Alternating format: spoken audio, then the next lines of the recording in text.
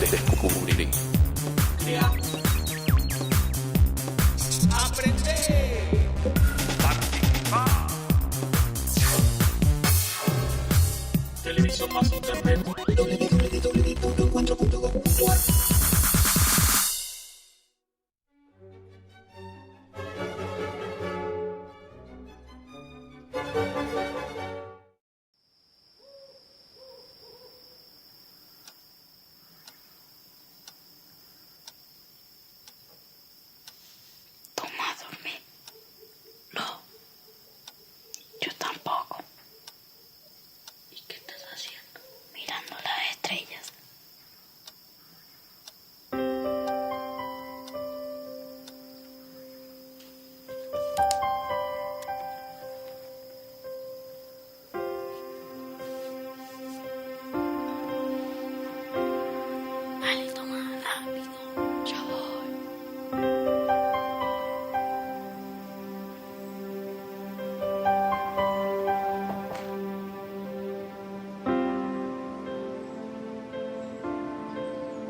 Explica de nuevo que un chosno.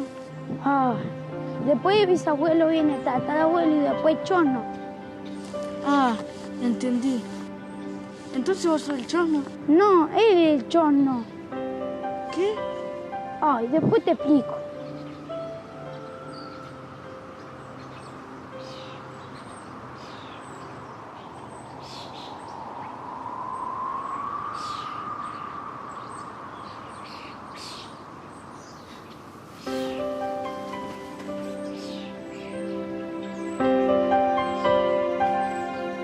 San Martín no nació en la Argentina.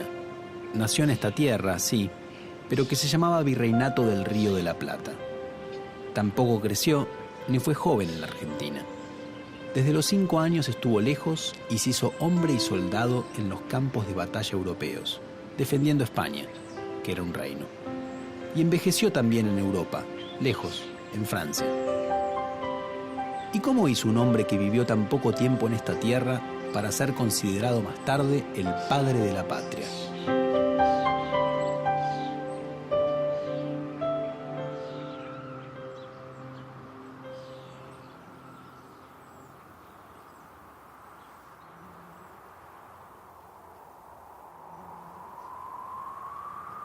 Si nos apuramos, llegamos antes de la noche. Esto está en el puente Picheu, también me parece lejos. Él ya fue, si dice llegamos, llegamos. ¿Tanto interesa saber lo que escondió tu chono?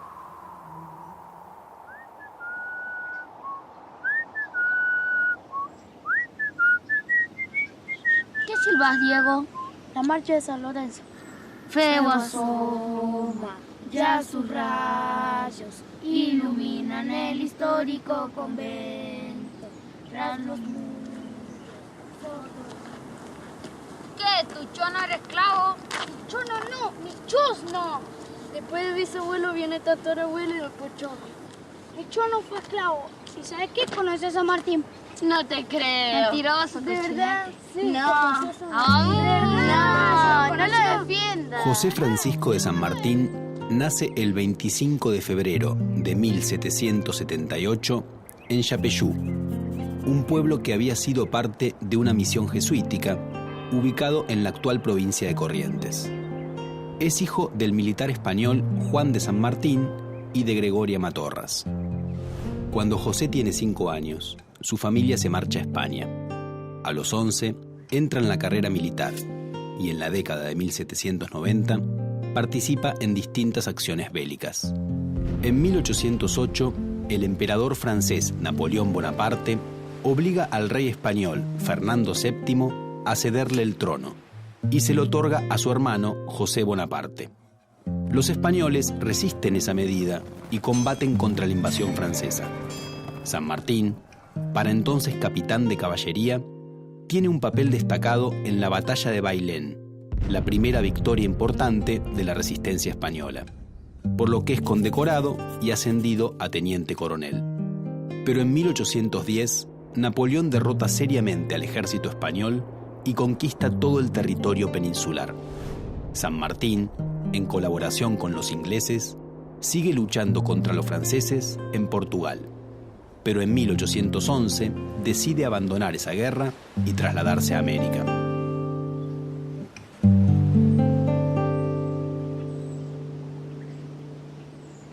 Pero yo no entiendo.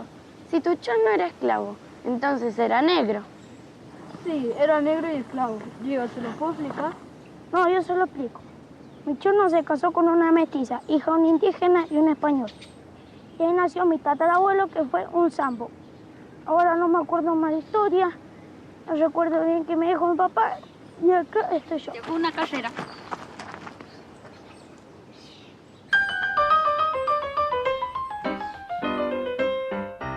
La vives en un árbol. Yo no un árbol. Una planta. Un cerro. Un corcho. Una especie de choclo. Abuelo, bisabuelo, tatarabuelo, yo. Aceiga. Unas papas fritas. A un hacha. Una tristeza. ¡Qué genio!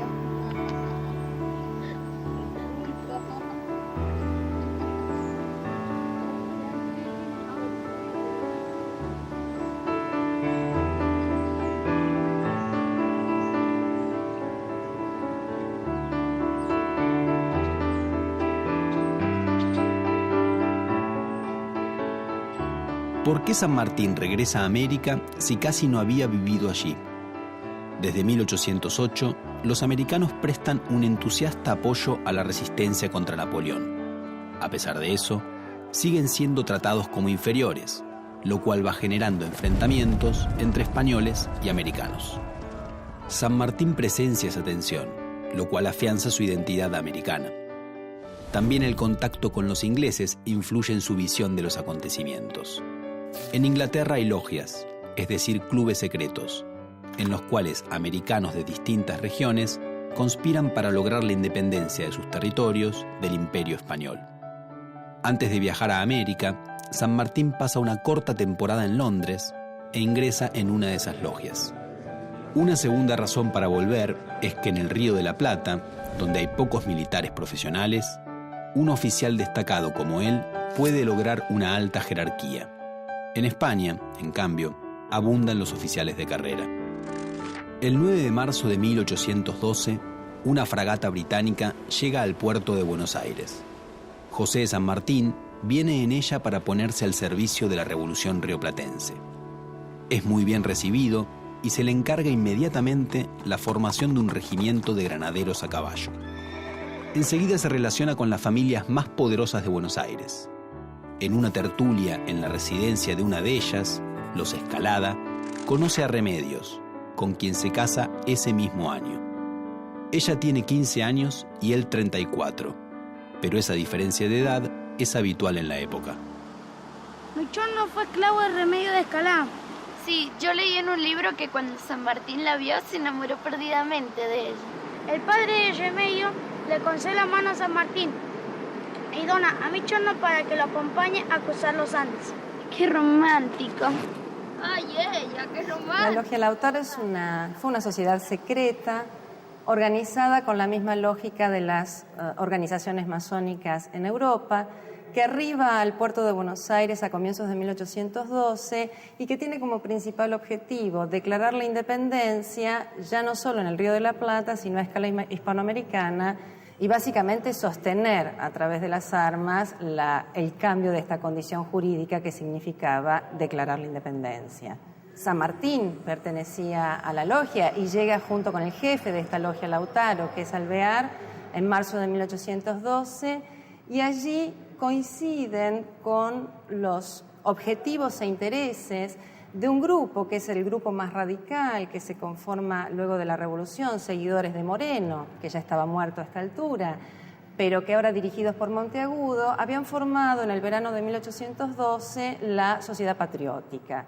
La Sociedad Patriótica y la Logia Lautaro, coincidiendo en que este gobierno del triunvirato era demasiado tímido y prudente frente a la política de la península, deciden dar un golpe de timón, y este golpe de timón se produce en la Revolución del 8 de octubre de 1812, donde se reúne una pueblada en la actual Plaza de Mayo, con las tropas que trae San Martín, y el epicentro de este movimiento va a ser el Cabildo. Va a ser el epicentro, ¿por qué? Porque tanto los miembros de la logia como de la Sociedad Patriótica le elevan petitorios al Cabildo exigiéndole que el Cabildo reasuma la soberanía tal como lo había hecho en el Cabildo Abierto del 22 de mayo de 1810, que obligue a renunciar al gobierno del triunvirato y que sea el encargado de nombrar a un nuevo gobierno. El regimiento de granaderos a caballo tiene su bautismo de fuego en febrero de 1813, cuando derrota a los realistas en el combate de San Lorenzo. Un año más tarde, San Martín es enviado a reemplazar a Manuel Belgrano en la dirección del Ejército del Norte, que acaba de ser vencido en el Alto Perú, la actual Bolivia. En las pocas semanas en que se mantiene como su comandante, confirma sus ideas acerca de que ganar la guerra, es decir, llegar hasta Lima, base del poder realista, a través del Alto Perú, es muy difícil por lo complicado del terreno y por la fuerte posición que allí tienen los realistas. Diseña entonces un plan alternativo que propone atacar primero a los realistas que ocupan Chile para luego avanzar hacia Lima por mar. Es por eso que San Martín pide ser relevado del mando del Ejército del Norte y ser designado intendente de Cuyo para llevar adelante su plan. Rápidamente, construye una excelente relación con la élite de Mendoza, capital cuyana. Cuando a principios de 1815 el director supremo Alvear intenta alejarlo de la intendencia, los mendocinos organizan un cabildo abierto que logra mantenerlo en el puesto. Al poco tiempo, el gobierno de Alvear cae. San Martín empieza a organizar el Ejército de los Andes y es designado su general. Presiona al Congreso, que se reúne en Tucumán en 1816, para que declare la independencia, ya que para empezar la campaña necesita estar al frente del ejército de un Estado independiente y no ser calificado como rebelde. El nuevo director supremo, el porteño Juan Martín de Pueyrredón, le asegura su total apoyo a la campaña de Chile, mientras que San Martín le garantiza el respaldo de la logia Lautaro para gobernar. Sí, que voy a salir vos. Yo soy San Martín, vos sos la Jera, vos sos Cabral. Y yo quiero ser Remedio. ¡Cargalo! Bueno, vos sos Remedio. ¡Cargalo, Diego! Vos, pendejalo, cochino. Tápese los oídos.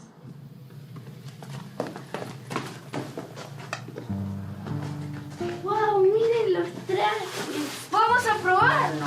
Sí. ¡Qué bueno! ¡Qué bueno está! Mira. Sí. Miren. ¿Vos quién sos, Tomás? Simón Bolívar. ¿Quién? Simón Bolívar. Hay un montón de estos gorritos, miren. Son machitos. Chicos, ¿sabían que San Martín preparó el ejército de los Andes en el Plumerillo porque se dio cuenta que allá no los podía disciplinar? Acá Michona recibió su bote y su uniforme y trabajó 2 años por el preparativo del cruce, ¿o no, Diego? Sí, qué bueno. Miren, el escritorio de San Martín. ¡Wow! Sí, hay muchas cosas. Si tuviera que cruzar los Andes, ¿en qué lo cruzaría? Caminando. En mula. Y con un tren, así más fácil. Y no sé, En avión. no sé, Caminando. caminando. En bicicleta, en moto. Moto. En un burro. Yo cruzaría los Andes volando. En enero de 1817, el ejército de los Andes inicia el peligroso cruce de la cordillera para atacar a los realistas de Chile. Al llegar, libra la batalla de Chacabuco con las fuerzas enemigas, que son derrotadas. Como consecuencia, los patriotas liberan Santiago de Chile. Se reúne una asamblea de notables y le ofrece a San Martín el cargo de gobernador, pero él sugiere que se designe en la conducción política al general chileno Bernardo O'Higgins. Lo que queda del ejército realista se refugia en el sur, donde un tiempo más tarde recibirá refuerzos desde Lima. Chile declara su independencia en enero de 1818 y el ejército de San Martín marcha hacia el sur para terminar con los realistas. Estos lo sorprenden con un ataque nocturno en Cancha Rayada y obtienen una importante victoria, después de la cual avanzan sobre Santiago.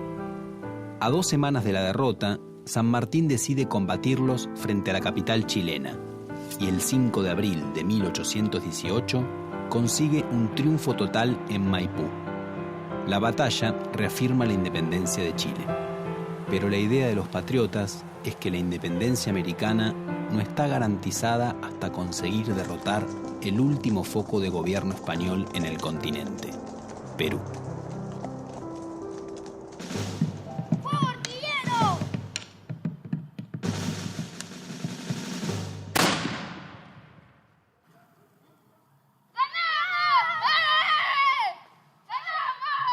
El Ejército de los Andes tiene una etapa de organización medido en tiempos reales verdaderamente veloz.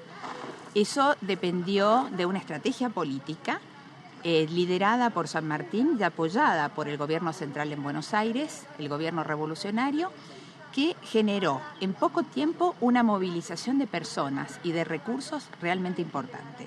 Estuvo formado por más de 5.000 varones, entre los cuales se destacaban contingentes provenientes de Buenos Aires y de otras provincias, por una población cuyana representada fundamentalmente por mestizos, indios y por negros esclavos.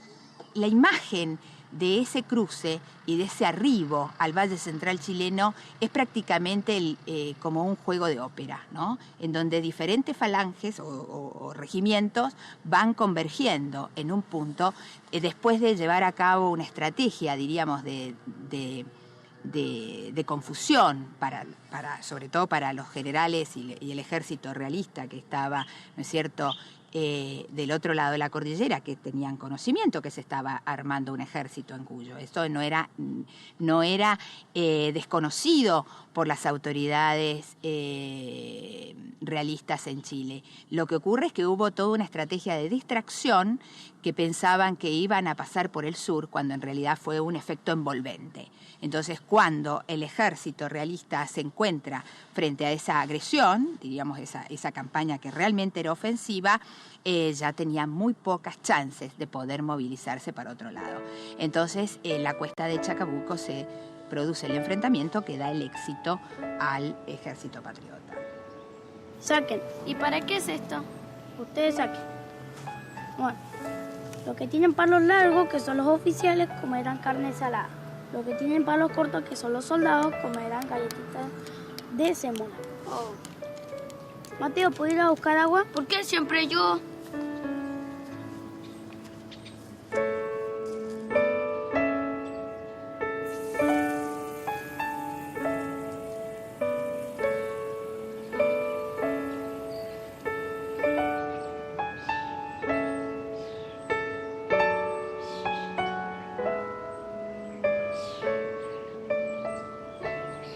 Después de su victoria en Chile, San Martín regresa a Buenos Aires y pide recursos para preparar la expedición contra Perú. El gobierno de Pueyrredón tiene dificultades para conseguir fondos porque está empeñado en una lucha contra las provincias del litoral. San Martín decide entonces abandonar la dirección del ejército y ante esa presión, el gobierno consigue parte del dinero. El resto lo obtiene O'Higgins en Chile. Sin embargo, antes de que empiece la campaña, el gobierno rioplatense le ordena que marche a Entre Ríos y a Santa Fe para dar fin a la resistencia contra el poder central. Pero San Martín se niega. Los entrerrianos y santafesinos terminan derrotando, en febrero de 1820, al gobierno central, que es disuelto. No queda ninguna autoridad por sobre las provincias. San Martín está entonces al frente de un ejército que no representa a ningún país concreto. Pone su mando a disposición de los oficiales, quienes votan porque él siga siendo el jefe. Así empieza la campaña del Perú.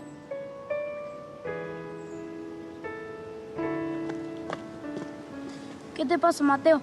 No sé, me duele la panza. Creo que fue el agua que me hiciste tomar. ¿Qué le pasa? Le duele la panza. Debe estar apunado. Ya sé, le voy a preparar una sopa contra el apunamiento. Cochinete, me duele la panza. Vas a estar bien. ¿Sabías que San Martín cruzó los Andes en camilla? Estaba enfermo. Sí, creo que tenía una úlcera en el estómago o algo así. Son pesados, Mateo. San Martín desembarca al sur de Lima, 200 kilómetros al sur, cerca de la ciudad de Pisco, y ante la amenaza del ejército libertador, los realistas, el ejército realista que estaba en Lima, abandona la ciudad para reorganizarse la ciudad de Cusco, en la sierra.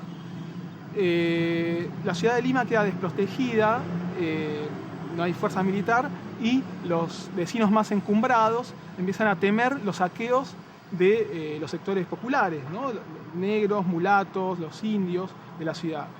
Entonces negocia con San Martín la entrada. Le exige a San Martín que entre, pero que imponga orden en la ciudad, y a cambio San Martín exige como condición que se decidan por la independencia. Entonces, de esa manera San Martín pudo entrar como libertador y no como invasor. San Martín se autoproclama protector del Perú y nombra como ministro fuerte a Bernardo Monteagudo. Y este ministro empieza a tomar medidas impopulares entre la aristocracia, como por ejemplo una noche embarca a 600 españoles rumbo al exilio. Además de eso, surge una gran oposición republicana contra las intenciones que tenía San Martín y Monteagudo de que los peruanos eligieran como forma de gobierno el régimen monárquico constitucional. Encima de todo esto, San Martín tenía problemas dentro de la oficialidad, ¿no? del ejército, porque no tomaba medidas agresivas militarmente. Y a esto se le suma, por último, que ese periodo que pasó San Martín en Lima estuvo muy enfermo. Bueno, podemos concluir que por todas estas razones no fue muy grata la experiencia de gobierno de San Martín en Perú. Fortín Picheu, tercer campamento de la columna de las Heras del Ejército Libertador, 29 del 1 de 1817. Acá acampamos, guachines. Por fin llegamos. ¿Cuándo vamos a saber lo que escondió tu chono? Esta noche lo van a saber.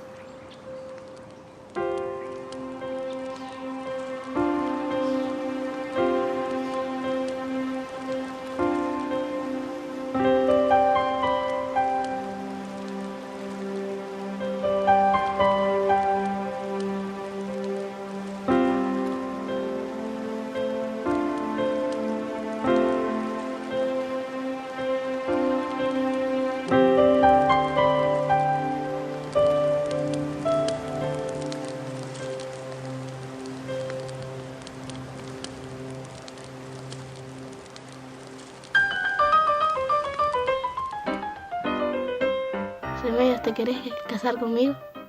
¿Nos casamos? ¿Así? Le vengo a pedir la mano de su hija. Me puedes dar a tu hija por esposa. Remedios, ¿querés casarte conmigo? Sí. ¿Y vos qué contestás? ¿Qué sí? Ah, bueno, qué fácil así. ¿Te casas conmigo? Igual. Regalándole un anillo. Aparte deberían estar re rojos todos porque era un momento de emoción, así como estoy yo ahora. Remedio le habrá dicho, sí, mi general.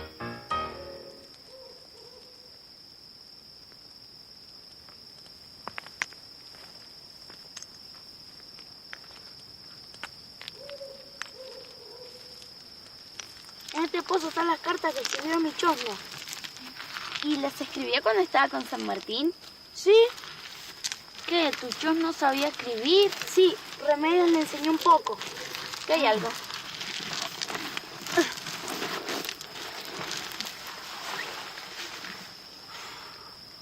Esto era lo que les quería enseñar.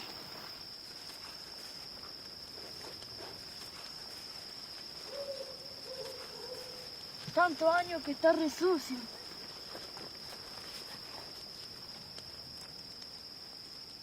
Mi general eligió el sábado 8 de julio de 1821 para proclamar la independencia del Perú. encargó al Cabildo de Lima que preparara la ceremonia, de la misma manera en que se celebran las proclamaciones de los reyes españoles. San Martín escribió que donde antes el pueblo juraba su esclavitud, este glorioso día va a jurar su libertad. En la mañana de ese sábado se reunió una multitud. A mí me tocó estar de guardia delante del estrado, que se ubicó delante del Palacio Virreinal de Lima. El general había diseñado una bandera roja y blanca y un noble peruano la armó como estandarte. San Martín se la mostró a la multitud y gritó: desde ahora el Perú es libre y soberano. En julio de 1822, San Martín abandona Lima para encontrarse en Guayaquil con Simón Bolívar, el libertador del norte de Sudamérica. Nunca se supo qué se dijeron en esa entrevista secreta, pero el resultado fue que San Martín dejó la conducción de la última campaña contra los realistas en manos de Bolívar. Se ha especulado mucho sobre las razones de esa decisión: que San Martín estaba cansado, que los dos eran miembros de una logia masónica en la cual Bolívar tenía un grado mayor. Lo cierto es que San Martín no tenía ningún estado detrás y solo contaba con su ejército, al tiempo que Bolívar contaba con el apoyo de la recién formada Colombia y de un ejército poderoso que podía quebrar la igualdad de fuerzas que había entre patriotas y realistas en Perú. Mi general entró al Palacio de Guayaquil caminando rápido, dando pasos largos. Yo lo seguía de cerca. Mientras cruzábamos los salones, los oficiales del ejército colombiano lo iban saludando respetuosamente. Me instalé en un rincón tratando de no hacer ni un ruido. Los dos estaban muy serios al principio. Bolívar casi no podía quedarse quieto. Mi general parecía incómodo. Enseguida se fueron apaciguando. San Martín fue el primero en hablar. Se acercó a Bolívar y dijo: ¿cómo sigue esto?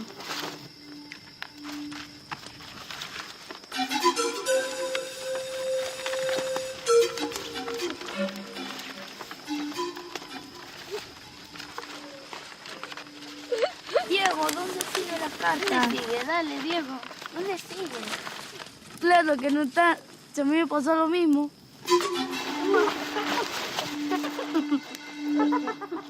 En las escuelas de Argentina se fue construyendo una imagen de San Martín necesaria, o al menos considerada necesaria, para poder construir una identidad nacional. Y San Martín aparece como una especie de héroe, como un ídolo. Eso fue llegando a las escuelas, sobre todo como una herramienta para que los chicos se identificaran con ese San Martín y lo tomaran como un modelo moral. Y de esto, que era un dato real, que es el gran militar, el brillante estratega, se fue construyendo también el gran padre, el gran marido, el gran hombre que era San Martín. Uno puede pensar que San Martín efectivamente fue un gran hombre, un gran militar, un gran patriota, pero de ahí a pensar que fue un superhéroe o a pensar que fue perfecto, en realidad le estamos siendo poco honestos con San Martín y con los chicos. Creo que San Martín tiene muchos aspectos interesantes, pero también es un tipo que dudó, que tuvo angustias, que fue y vino, que tuvo contradicciones, y eso lo hace humano. Yo creo que si uno mira, por ejemplo, las máximas que escribió para sus hijas, para su hija, uno puede pensar, bueno, pero ¿quién necesita escribir por escrito cómo educar a su hija? Probablemente alguien que no sabe muy bien cómo hacerlo. Y eso no va en contra de San Martín. En todo caso, nos permite ver que como esposo, como padre, como amigo, seguramente tuvo un montón de falencias.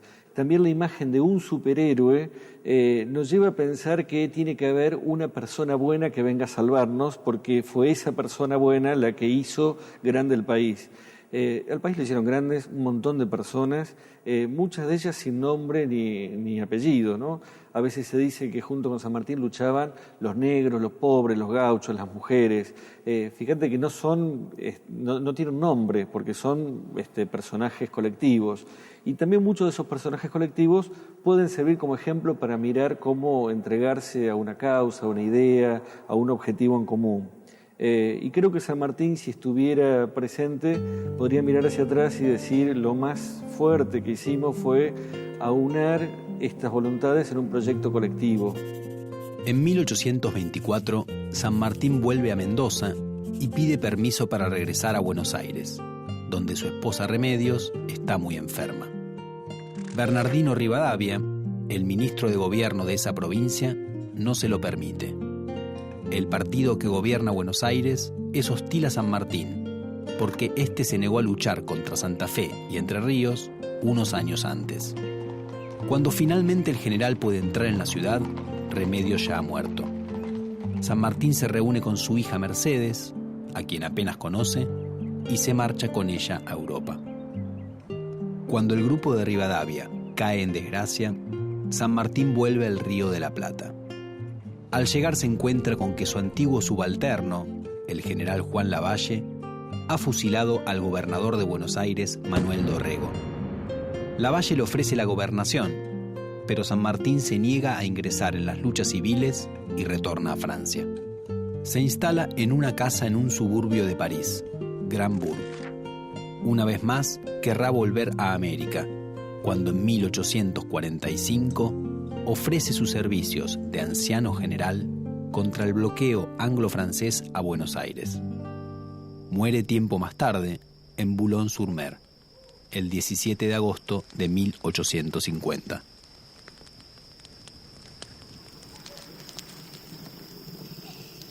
Hoy voy a empezar a escribir un diario. Diario hecho por vos, ¿quién la despertar? Qué malo.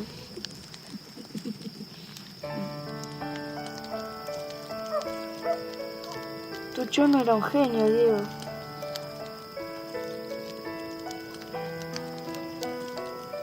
¿Qué estás haciendo? Mirando las estrellas.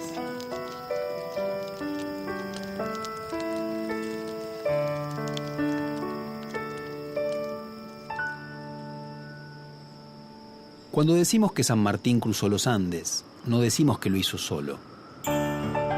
Pero nos ahorramos decir que lo acompañaron 1, 2, 3, miles que se fueron incorporando al ejército libertador. Sumados de todas las maneras posibles, por vocación, por ideales, por la fuerza, por obligación. De alguna manera, hablar de San Martín, más allá y más acá de los debates que envuelven su figura, parece contener el deseo de decir: nosotros estuvimos ahí.